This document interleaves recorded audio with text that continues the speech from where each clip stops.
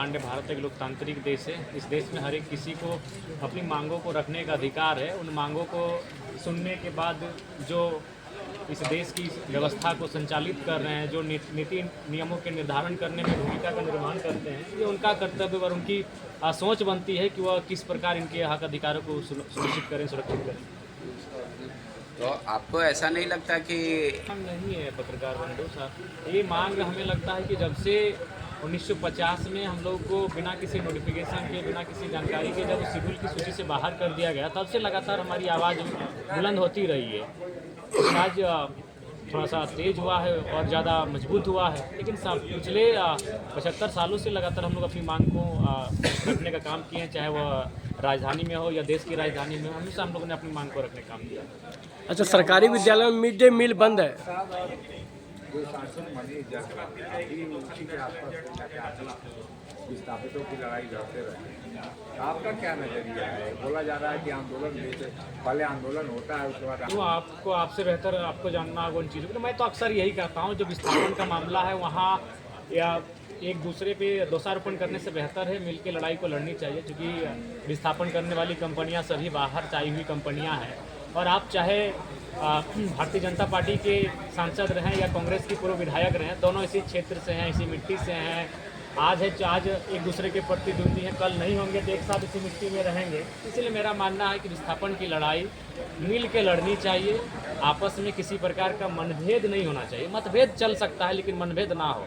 आज यही आवश्यकता है झारखंड प्रदेश को, नहीं तो आने वाले दिन हमारा राज्य धीरे धीरे खंडहरों में तब्दील होता जाएगा। इसलिए हमें आवश्यकता है कि विस्थापन की लड़ाई को मिलजुल कर लड़ें। बजट का अध्ययन किया, कितना सरकार अभी तक खर्च कर पाई? 31 जनवरी तक का आंकड़ा बहुत दुखद है। बिल्कुल बजट का हमने अध्ययन किया और बजट में जैसा जो रिपोर्ट प्रस्तुत किया गया है, जो ऑथेंटिक स्रोतों के माध्यम से, उनमें हमें लगता है कि एक वेलफेयर है, उसी में वो बजट को ठीक ठाक खर्च कर पा रहे हैं।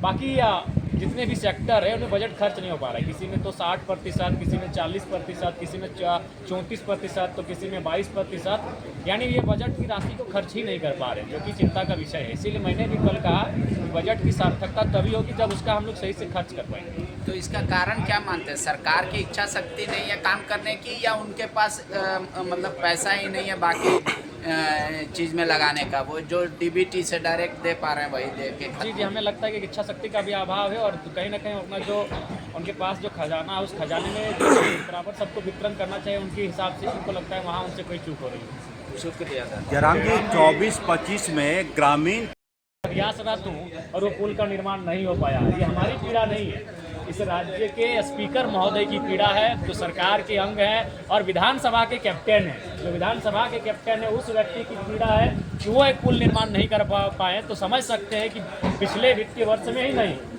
क्या हमारे साथ हुआ है, हमारी योजना जो हमने लिख कर दिया उनके साथ क्या हुआ, आप अंदाज़ा लगा सकते हैं। अच्छा जयराम जी, ये मिड डे मील बंद है, कई विद्यालयों में जो है रसोइया संयोजक का हड़ताल पे है। बिल्कुल, मुझे लगता है कि वो जो मांगों को लेकर धरने पर बैठे हैं। मैंने विधानसभा के अंदर भी इस बात को उठाया था कि सरकार को चाहिए एक प्रतिनिधिमंडल भेजकर उनकी मांगों को सुनी जाए और यथासंभव, मैं ये नहीं कह रहा कि वो अगर 15 मांग दे रहे तब 15 को तुरंत तत्काल समाधान कर दें। उनमें जो महत्वपूर्ण लगे, जिनसे उनको संतुष्ट किया जा सकता है, उन मांगों की पूर्ति की जाए और इस समस्या का समाधान किया जाए। आप जिस क्षेत्र से आते हैं वो कोलफील्ड एरिया, आज कोयला का जो खनन का मामला है, जिसमें हमारा राज्य प्रतिदिन मैंने एक बहुत बड़ी मात्रा में कोयला का उत्पादन कर रहा है और यह करप्शन की भेंट चढ़ रहा है, ये माफियाओं की भेंट चढ़ रहा है, जिसमें सफ़ेद पोस्ट और खाकी पोस्ट दोनों की मिली भगत होती है, जिसका कारण आम व्यक्ति को इस राज्य के खजाने को, देश के खजाने को भुगतना पड़ रहा है। इसलिए इस पर सरकार को चाहिए एक टास्क फोर्स का गठन करे और बिल्कुल निगरानी रखा जाए और एक विधिवत तरीके से हमको अपना जो कोयला का कारोबार है उसको विधिवत रूप से सरकार को अपनी निगरानी में रखना चाहिए, ताकि इस प्रकार की समस्या ना हो।